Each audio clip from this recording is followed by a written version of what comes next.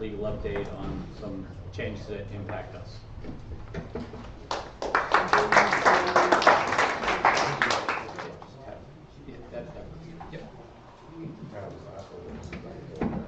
All right, hi everyone. So this is the last presentation, the legal update, which is pretty painful when it gets to the end of the meeting like this. There are two things that I wanted to talk about today.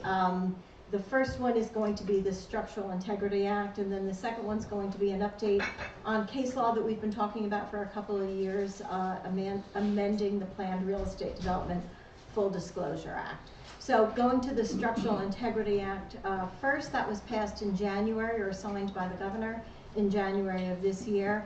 There's basically two parts to it, and I think the first part is not really going to affect anyone really in lake associations. It might, but I don't think it will, because it involves residential buildings that are owned by the association and that meet certain criteria under the act. So we're going to skip that part of the act. That was really signed into law, and I think a lot of states are looking at new legislation after that disaster in Florida, where there was a condominium building that collapsed, and it was determined that the association knew that there was work that needed to be done on the condominium and did not have adequate reserves to do that. So going directly to the second part of the act, which is going to affect the lake associations. The first part of the act is actually, even though it came in one statute, it's going to be an amendment to the Uniform Construction Code Act. The second part, which is the part that I do think will affect most lake associations, is going to be an amendment to the Planned Real Estate Development Full Disclosure Act. So if you're wondering whether your lake is subject to that Planned Real Estate Development Full Disclosure Act, if your lake has mandatory membership, then it is subject to that act. If it's voluntary membership, it is not. If it is a kind of a hybrid where there's a mandatory payment for maintenance and then another fee for, kind of full-time lake, privileges, then you still would be subject to the Planned Real Estate Development. So any kind of mandatory fee at all makes you subject to that. So the big change for this is reserve studies. So many lakes kind of informally have used reserve studies over the years. When you're doing your budgeting process, you're looking at your operating expenses from the prior year, then you're looking at maybe upcoming projects that you want to start funding, and you fund them over the course of a few years. Some lakes have actually done reserve studies. They're very big in condominiums because of the cost of the common properties, but some lakes have done them. Some of the larger lakes have done them and have experience doing them as well, where you hire either an engineer or a company that specializes in the reserve studies, and they tell you what you need to do over the course of the next 10 years, 20 years as far as your capital assets. But most haven't. So this statute is basically making it mandatory that all community associations that are subject to PREDFTA are required to do a reserve study, and there is a deadline to do that at the end of the year. So there are some exceptions to that. If your capital assets are less than $25,000, then you don't have to do that. However, I think most lake associations, even if you don't have a clubhouse, your capital assets include your property as well, and of course your dams are included in there. So I think most lakes will be subject to that. Okay, so the reserve study. First of all, because this is legislation that was promoted and put through by the Community Associations Institute, which is kind of a big trade group that mostly represents condominium associations, there's a provision in there that says a reserve specialist has to be credentialed by that organization. However, they did add in that you can use any kind of licensed engineer or architect. So if you're the type of community that has an engineer that you regularly work with, that might be the best person to do that for you. And again, the whole purpose of the act is to make sure there are adequate reserves in order to address the repairs that are needed in your community. Okay, so the content of the reserve study. And what I meant to say at the beginning is I actually don't have a lot of experience with the funding of reserves because most of our clients, even though we have a few larger 2,000 property clients, most are smaller and have not done these reserve studies, are doing this more informally as part of their budget process. But I spoke with Sabina Watson. She's the engineer here at Lake Mohawk. She has more experience in the funding aspect of this, so when we get to the end, if you have some questions, we're going to try and answer those together. So the content of the reserve study, you have to look at your capital reserve fund balance, what you currently have, what your income and expenses are. You have to analyze all of your common properties or common areas, determine what kind of repair or replacement you're going to need to do, estimate the cost of that repair or replacement, and then finally have a proposed 30-year funding plan in order to fund those repairs. So I'm going to stop here and mention quickly dams. Anyone who has done a dam project has probably used the revolving fund from the NJDEP Bureau of Dam Safety that was put into place many years ago to address the very specific problem that most lake associations do not have enough funds set aside for a large dam project. If your dam project is going to run in the several $100,000 or millions of dollars, and that dam fund is available for that. There's really nothing in this legislation that incorporates that or anticipates that. So if you're technically following the terms of the legislation, it would include your dam. If you haven't had a dam repair done, it would include your dam, and I think that's going to be problematic for a lot of lakes. So the deadlines under the new legislation, if you haven't had a reserve study done within 5 years, then you're required to do a reserve study before January of 2025. Funding the reserves. This is where it gets a little bit complicated. So in essence, if your reserve study shows that you have a shortfall in your current reserves of less than 10%, then you have to correct that shortfall within 2 years of having your study done. However, if your shortfall is more than 10%, and that is what I would expect many lake associations are going to face, then you can have that correction occur over 10 years. Okay, compliance. I mean, this is one of those things I think for, particularly for smaller lake associations, that you just haven't done in the past, and there's going to be expense to it going forward. So, you know, it's number one, the expense of having the reserve study done, and then number two, and probably more importantly, the expense of then funding your reserves. And I think that's going to be a real challenge for the lake associations, but again, because the board has a fiduciary responsibility and a legal obligation to do this, I think it's something your boards need to consider right away and start looking at. And then we had attended an attorney's roundtable about this issue, and one of the issues that was raised was that Fannie Mae and Freddie Mac are refusing to underwrite for buyers in communities that have unfunded reserves. I don't know if you've had that experience. I think it's less likely. I think that's much more a condominium problem at this point. I have not heard from any of my clients that their individual property owners are having a hard time getting those loans because of unfunded reserves, nor have I had much experience of people asking what the reserves are for the association. It certainly has come up occasionally, but not terribly frequently. Okay, so then that's the Structural Integrity Act, and then the next thing I wanted to talk about was the Planned Real Estate Development Full Disclosure Act, the litigation update. So just to kind of back up for anyone who's new here, if you've been here before, you know I've probably been talking about this statute since 2017 when it was changed. Generally, lakes were not subject to this statute because it did not apply to any community formed after 1979, and most lake associations were formed before that time. However, there were changes in 2017 that were applicable to all associations, but again, the voluntary membership associations, it does not apply to them. They do not fit under the definitions.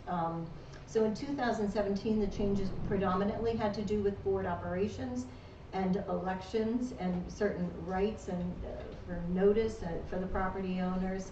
That law changed in 2017. We waited a couple of years to see what the regulations are. Typically, the regulations pass immediately after the statute passes, and that's where they kind of fill in the details of what everyone needs to do. The regulations finally did pass in 2020. Some of them really were overly burdensome. On behalf of NJCOLA, we submitted comments. A lot of groups submitted comments, but DCA did go ahead and pass the regulations, and immediately CAI, the Community Associations Institute, filed a lawsuit against DCA for those regulations. This has been going on, and it was important for a lot of the lake associations because you were looking to change your bylaws to make them in compliance with this law. And you were kind of waiting to see, okay, what are the regulations going to say so we don't have to change our bylaws again, and then waiting to say, what is this litigation going to do so we don't have to change the bylaws yet again. So now the litigation has finally been finalized, and the decision was put out in the end of February from the appellate division, and I have the site in the presentation in case anyone wants to read it. You can always email me and I can send you a copy of it too. But in essence, the court went through all of the ones that were challenged, and they approved the public tallying of votes and maintaining anonymity in elections. So a lot of associations where you put your, you put your absentee ballot in with your name and address on it so that the association could check to make sure there weren't double votes, etc. You do have to now, tally the votes in public at a meeting where people can come and sit and watch, and you do have to maintain anonymity in your elections. 30-day notice to members not in good standing. I thought that was a particularly offensive provision because in essence, the way the regulation is written, the association has to write to people who are not in good standing, tell them why they're not in good standing, and then offer them ADR. And to me, it's a bit of a trap because most people who are not in good standing are not in good standing because they didn't pay their dues. They don't generally need to be told that. They know they're not in good standing if they didn't pay their dues. Technically, you shouldn't be able to request ADR for non-payment of dues. If the case law does not support that. But now it's in the regulation, so someone could basically have not paid their dues for 5 years, request ADR within 30 days of an election, and if the association can't offer ADR that quickly, they'd be able to vote in the election even though they haven't been in good standing for many years. Yes? What is ADR? I'm sorry, alternate dispute resolution. So all associations that are subject to this law are required to have a alternate dispute resolution policy where members who have a dispute with each other or who have a dispute with the board can make use of this policy in lieu of litigation. And is that a 30-day minimum notice? Yes. So on due statements, if we could just make a little note saying that if you're not in good standing, you can't vote. Is that what it is? Right. So, but it does. The regulation says you do have to offer ADR, and frankly, I've avoided that because I don't think ADR is appropriate under the long list of case law regarding ADR to talk about dues. Like you either paid your dues or you don't. You don't really have the right as a member to say, but I didn't like the fact that our dues went up $25. That's not subject to ADR. Right. And they still haven't paid us any money. Right. So I think it's a bit of a trap, unfortunately, but that's what it is. Yes, ma'am. Can the ADR just be coming before the board for a final determination? It can be anything but coming before the board. So the board can't be the final arbiter of ADR. You can have other policies, and many lakes do, where you can appeal a fine and go before the board. But ADR has to be a separate policy. It doesn't have to be formal in the sense of you don't need an outside mediator, although you can get an outside mediator. Most places, you should have someone who lives in your community, have 3 or 5 members who will sit and listen to the dispute. And you can do it, it's mediation. So those people aren't making a determination about the final dispute. What they're doing is trying to resolve a problem between 2 parties. And it's voluntary, meaning that if one of the parties is the board and they say, no, this was a rule, it was broken and there's a fine, they don't have to compromise that in ADR, but they do have to participate. Yes, Marilyn. Hi. Excuse me. An incident happened last month or a couple months ago at our association where a member was basically blackballed from getting information from that what the board was putting out. She filed an ADR. It went on and on and on and on. He was represented by 3 people on the board as the ADR committee. And then after 4 months, they said, no, we're not gonna do it, no ADR. And it was just, they corrected the wrong that they did to this person. But can they just do that? Can they just? Yes, I mean, ADR is a very informal, simple process where the 2 parties come together with the assistance. In your case, it was 3 board members. It's supposed to be non-board. It's not supposed to be a board determination. That's the one issue. And if people don't, if everybody comes in and digs into their position and there's no resolution, there's no resolution.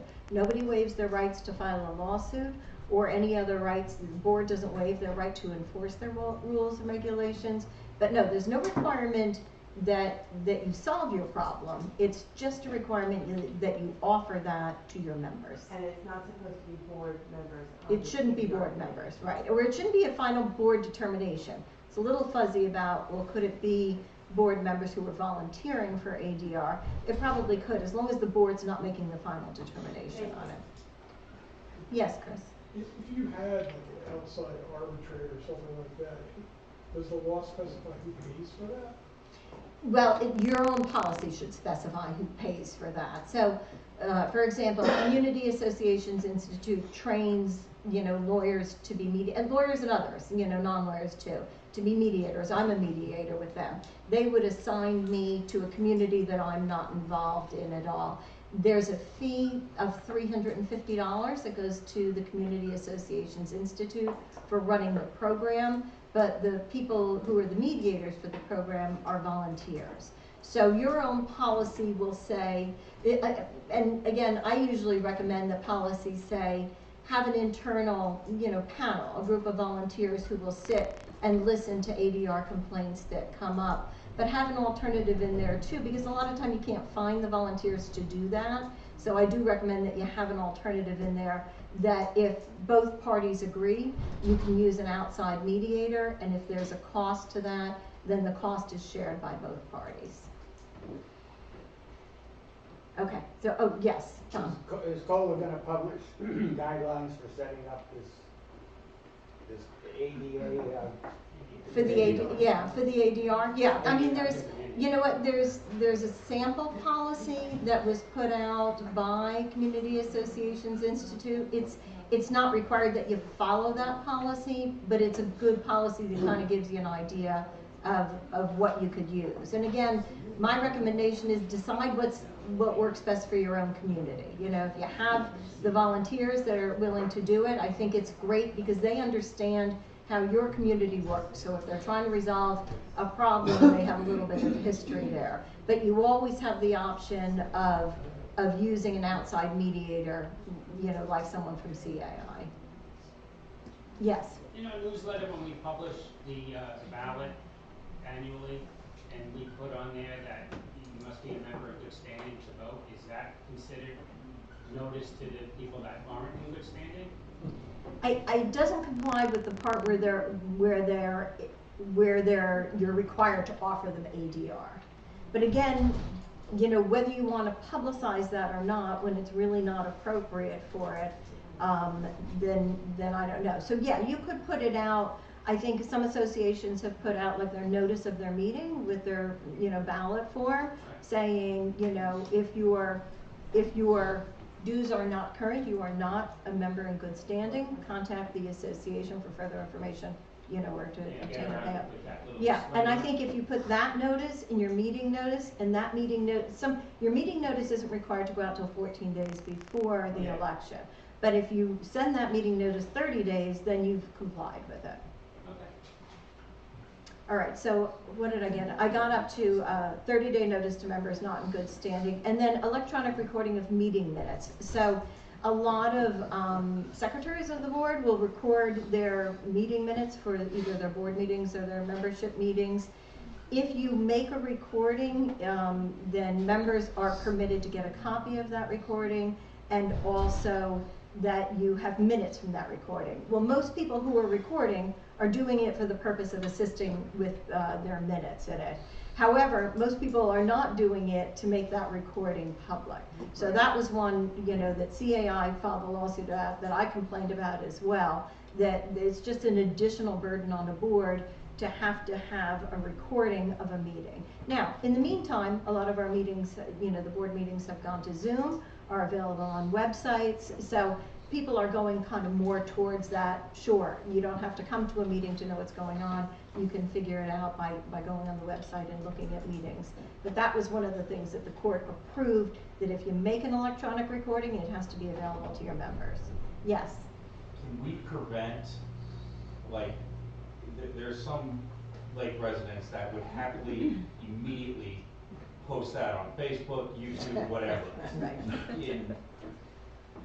I don't know, like,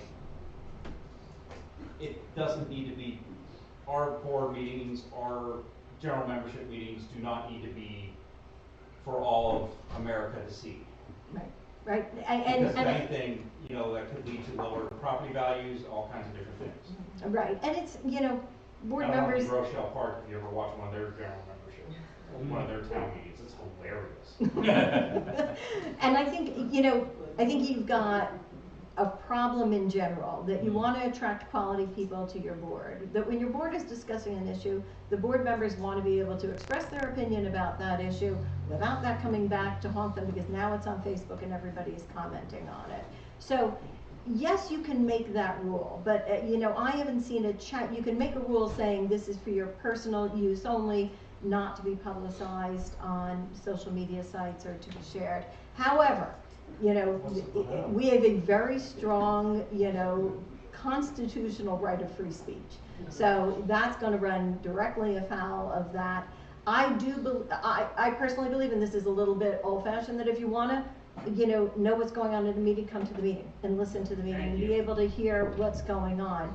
If you're a secretary who is, you know, trying to take minutes, unfortunately, you know, I tried to draw the line at one point between, is the board officially making a recording of this meeting, or is the secretary turning on the iPhone, you know, just so she can, you know, or he can listen and get some notes. I'm not sure I can make that distinction, but I've tried to, let's just say, because I think it is difficult sometimes to keep up with the minutes. Yes? What about closed sessions of meetings? If you go to a closed session, you stop the recording and then you're fine? That's right. So you shouldn't record the closed session, period, because the idea behind the closed session is, you know, that it is not public, so you certainly don't want to make that. And then there are the 4 categories, let's see if I can remember them, of areas in which you're allowed to close your meeting. It is, one, if you're discussing confidential information, and that could be pretty broad. It's if you are consulting with your attorney, it's if you are doing contract negotiations, and then if you are discussing any kind of employee or board member discipline. Those are the 4 areas in which you can close your meeting. And when we get to the next screen, that actually comes up in the next screen too. So let me just go through. How long do you have to keep those recordings for, or make available? So can I go back and say, hey, I want a recording from 2 years ago? Yeah, that'll have to look up. I don't know if that's part of the regulation. I don't remember. You know, I know there are certain things, like you have to keep your ballots for 90 days, and then you throw your ballots away after that. I don't know how long you have to keep those recordings, or whether they have to be perpetual, like your meeting minutes. You're not supposed to ever get rid of your meeting minutes. You're supposed to have them. Let me just tell you what the court rejected, and then we can do any other questions that are remaining. The requirement to reserve an executive board seat for affordable housing units, that's not really applicable, you know, to most lake associations. They don't really have that affordable housing segment, but if you do, there was a provision that said you had to require a board seat for that, and the court rejected that. Requirement for open session board votes. This is one that surprised me, actually, because I've always told clients, if you have a closed session and you make a determination in closed session, let's say to terminate an employee, and you can discuss that in closed session because it's a termination of the employee, the decision has to be on the record in open session. The court said no, it doesn't have to be. You can make a decision in closed session and not have a vote on the record when you go back to open session. So from my mind, that's a pretty significant change. And then the last one is just the requirement that you have both a proxy ballot and an absentee ballot for a bylaw amendment vote. The original statute says you can have one or the other. However, it does say if you offer proxies, you also have to offer absentee ballots. And that's kind of to battle that situation where you might have someone, you know, who wants to see a vote go a certain way, go all around the community, collect a bunch of proxy votes and vote on their behalf. So if you have proxies, you have to have absentee ballots as well. Okay, so does anyone have any more questions? I try to talk as fast as I can, my New Jersey accent, which really, I could listen to the Southern accent all day compared to this. Yes, ma'am. Does the board have to publish their minutes at every meeting? Yes, and under the regulations, this was not one of the regulations that was challenged, but this is one I complained about too. In my mind, minutes are not minutes until the board gets a chance to review them and pass them at the next meeting. Under the regulations, the minutes have to be available within a reasonable time before the next meeting. And so the way they address that, the complaints from a lot of people were to say, well, you can publish them in draft form. I think it's a bad idea, but that is the regulation. Yes, ma'am. So what do you do with the part of the minutes that the board has been discussing personal information? Those, if you have executive session minutes, they should be kept separately and not made available to the We membership. don't typically have separate minutes. I think a lot of people don't, well, that you should not include executive session in your regular minutes. So either keep separate minutes or keep no minutes from the executive session. And Michelle? we no longer have to publish the outcome of the votes that were taken in executive session. Like if we make a motion to do something and then it's voted on, we no longer have to put that in our regular, because we used to take just the outcome and put it in our regular minutes. That's right. And you should still put the outcome in your regular minutes. I think the case didn't address that when it said you can actually vote in executive session, but how does the membership know what you decided? I still think you should put the results of the vote in your minutes itself, but not anything leading up to the vote if the vote was done in executive session. Okay, got it. Christine? I mean, with the recent, since COVID, with having Zoom meetings and all, and they are recorded, we made a board policy whereby the recording is deleted after the secretary has compiled the minutes in that meeting. Right, and there is no requirement that I'm aware of that you keep that recording, or like Sebastian asked, how long do you have to keep the electronic recording? I can go back and double check on that, but I don't recall seeing anything that says you have to keep the recording of the minutes for any particular time. But I'll double check on that. But wouldn't somebody who read the law say, it's right here in the law that you have to keep that recording? It says right in the law. I can show you the law right now. It says it right there. Because I know one specific member will do that. There it is. So I'll double check to make sure you've got a good answer when that invariably will happen. Bill? Eileen, two things. So with a Zoom meeting that's recorded, obviously there's a transcript that goes along with that. Right. Can that be requested? And the other part is the thing with the board having the ability to vote in private now. So say the board decides they're going to vote on the budget or something else that could, adversely impact the community, and the next thing you know, it's like, oh, well, we voted on this, so but it's only those four things. Remember, it's only those four things. It's only things that are personally confidential, and that's a little bit of a broad thing, but that's not your budget. Okay. And the attorney-client privilege, the contract negotiations, although the result of that should be, I still think the results should be put on the record. I don't really know why the court went that way, because traditionally actions of a board has to be on the record. But those are the four, so they could not do that with things like the budget or other, anything other than those four. Okay. And the transcript? When you say a transcript, it's an recording. automatic transcript of Zoom? So Zoom takes what you're saying and makes a transcript. Okay. It's basically a recording. A record, okay. I think they understand. Yeah, so, I mean, that would be an electronic recording that you'd have to have a transcript and make it available. But again, the question of how long, that I have to look into. Sebastian? Public tallying of votes, right? So you're saying now, when we have elections, we have to have, they have to do it live in front of, right? So what happens to electronic voting? Right, well, that's one of the questions that came up with electronic voting, and what the court said is, you haven't demonstrated why it's overly burdensome to have that done in public, that there's still a way that if the public wanted to look at the votes, that they could be able to see the votes. But remember, it's also anonymity, so no one can look to see how a particular person voted. They can just look to make sure the tallying is going on correctly. And the court said no one's demonstrated why that's not possible to do with electronic voting.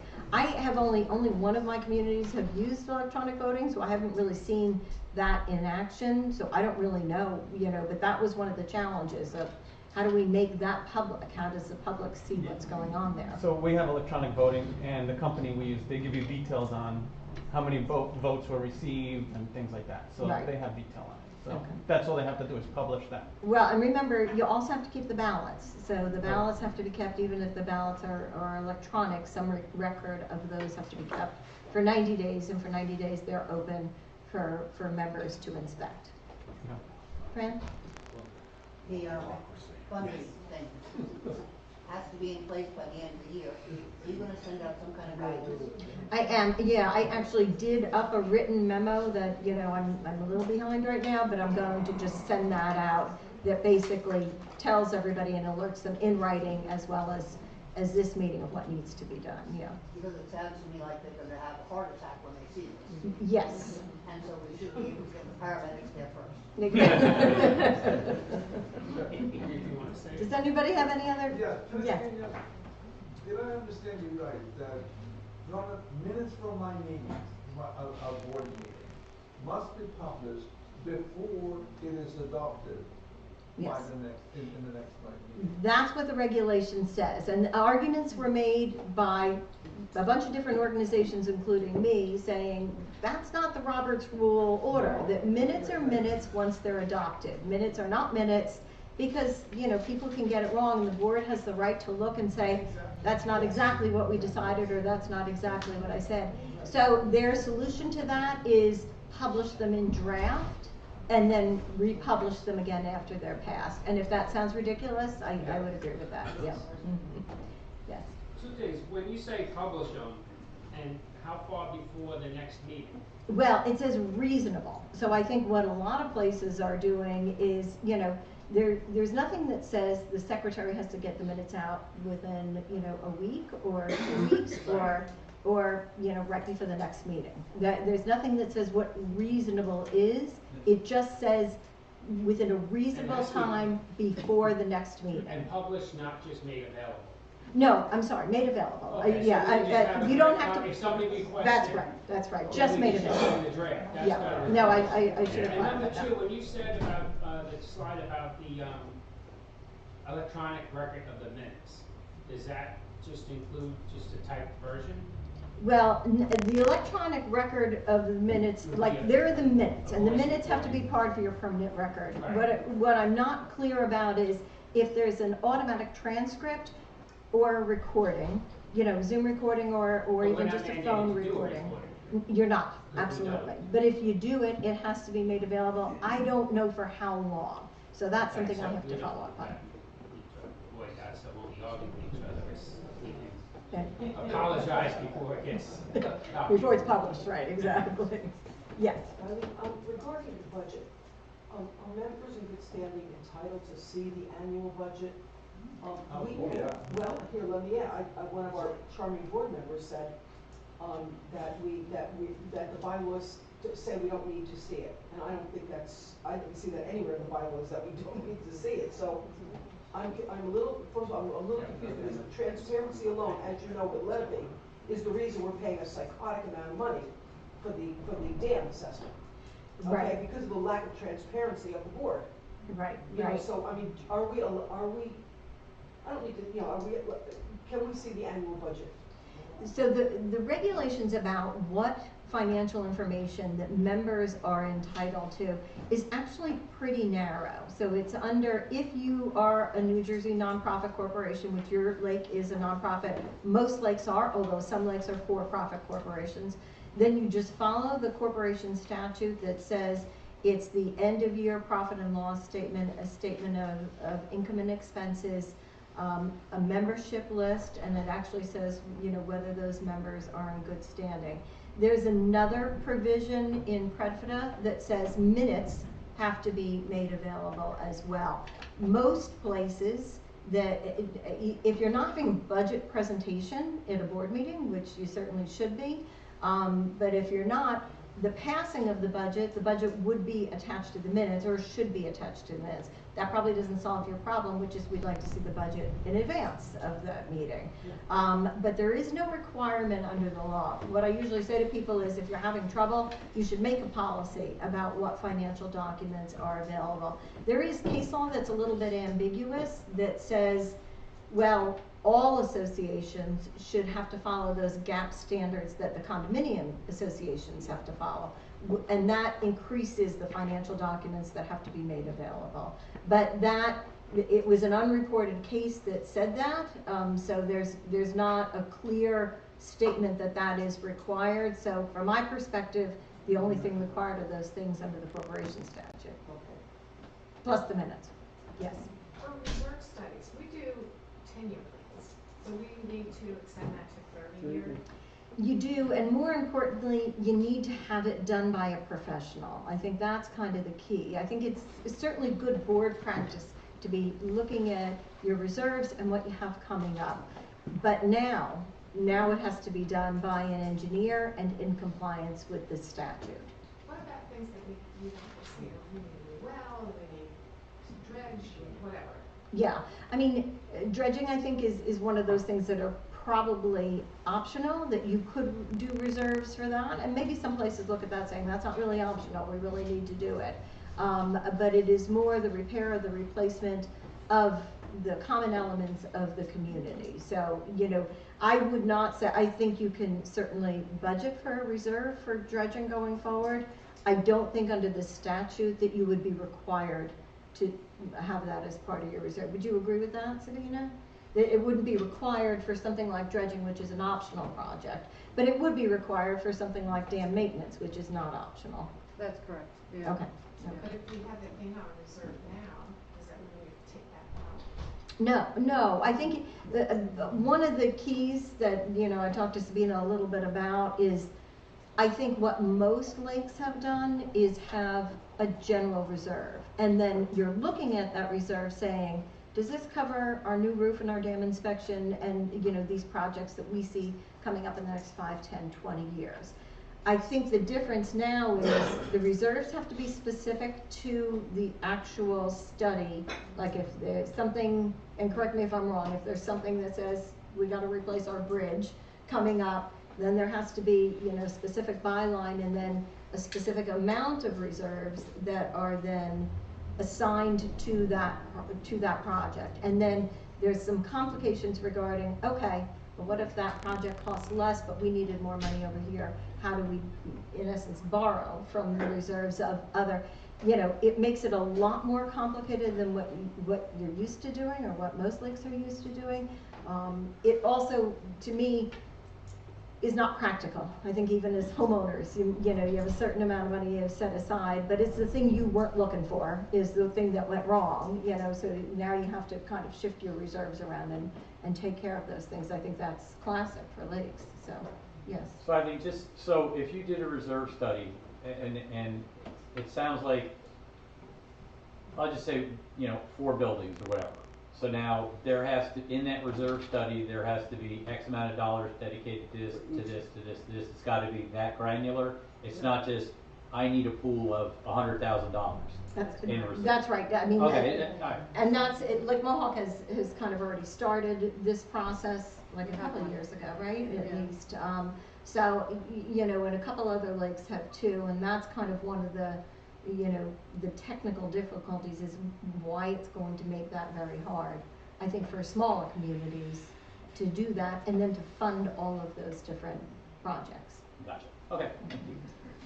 All right, can I, Bill, do you mind if I do, like, announcements from Rich Carlson before I? Yeah, that's finish fine. here? Oh, yeah, I'm sorry. On the reserve, are we required to also keep, like, property taxes and insurance costs projected out? No, that should be part of your operating, so when you're doing your budget, your operating expenses are gonna include your property taxes, your insurance, everything that it takes to run your organization for the year, the salaries, the, like water quality treatment, et cetera. The reserve really is the repair or the replacement of your, what's called your common area, capital assets. And so that would include things like, if you have buildings, certainly, but it also includes dams, I think, because they're considered a structure and they fall under, even though that line, of what you need to have a reserve for is not actually defined in the statute itself, because I went back, there's something in the statute that says what's exempt is open and undeveloped property. And so I thought, well, doesn't that include a lake? I think there are a lot of lakes that have, a lake and a beach and no building. And would you be fully exempt from that? But unfortunately, I think your dam would take you out of that category because everybody, I think, has a dam, So, I mean, some dams are, I know there's at least one lake that I know that their dam is so small, it doesn't, DEP, it's not on DEP's, list of what is a dam. But most lakes have that structure and therefore that alone is gonna take you out of that exception. So the potential of future litigation would not need to be resolved? No, that doesn't, it's really just, the whole idea behind it was that collapse of that condominium and the idea of you need to be responsible for your structures in essence to make sure that they can be taken care of. All right, so Rich Carlson asked me to make two announcements. One is the water safety conference is this Monday night at 6 o'clock here at Lake Mohawk. It goes through all the, kind of the regulations of opening your beaches and your waterfront issues. And that is, there's a flyer in the back for it, but if you wanted to go for it, it's the seminar itself that he's offering is free, but you have to pre-register. So his email address is back there. And the other thing is that they run, like Mohawk runs a program and there are flyers in the back for recertification of lifeguards. And so there is a cost to that. I think there's a discount for COLA members, and like Mohawk does it for their own lifeguards, but they open it up to other communities if you'd like to have your lifeguards recertified. There are some flyers in the back about that. And then I think the only other thing is Kathy McHugh gave me the treasurer's report that basically shows the dues notices didn't go out yet for this year, or they went out this week, I think. So, typically NJCOLA has about $15,000 in the bank and has about $10,000 right now because the dues notices haven't gone out. They're very expensive, few expenses with NJCOLA. It's really just the cost of these meetings and the directors and officers' liability insurance and filing the tax return every year. That's the treasurer's report. So I covered everybody else. Eileen? Got it, Bill? Yes. Hi. Hi, Scott. Hi. Will your PowerPoints be available also on the site for? Yes, Sebastian, can you? All the presentations from today we'll put on They just online. went to, okay. Yeah. Along with the video recording. Okay. Okay. And so if anyone needs though, if anyone needs a copy of either the statute or the case, you can just email me and we can send that off to you. Okay, thank you.